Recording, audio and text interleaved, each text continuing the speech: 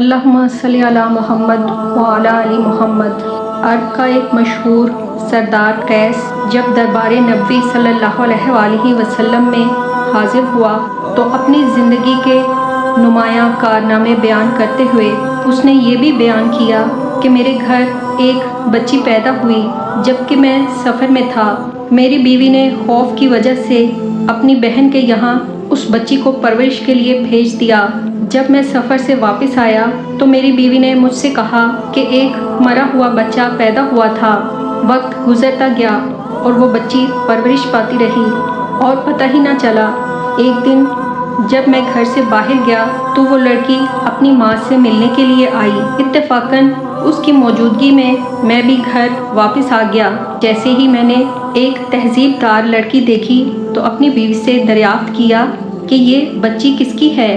میرے اس سوال سے میری بیوی گھبرا گئی، لیکن اس نے یہ سمجھا کہ شاید خون کے رشتے نے مجھ پر اثر کیا ہے اور میں اس سے محبت کروں گا، اس لیے اس نے سارا واقعہ مجھ پر ظاہر کر دیا۔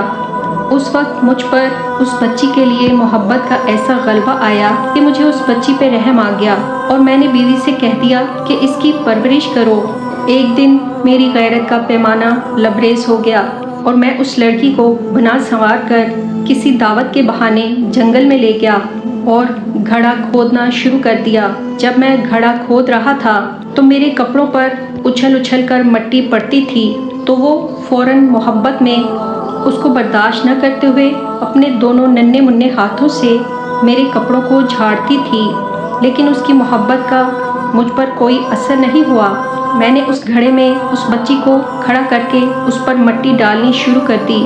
لڑکی اپنی پیاری زبان سے لڑکھڑاتے ہوئے الفاظ میں کہہ رہی تھی کہ ابا جان، یہ تم کیا کر رہے ہو؟ تم پر قسم ہے، بتاؤ یہ کیا کر رہے ہو؟ کیا مجھ کو تنہا چھوڑ کر چلے جاؤ گے؟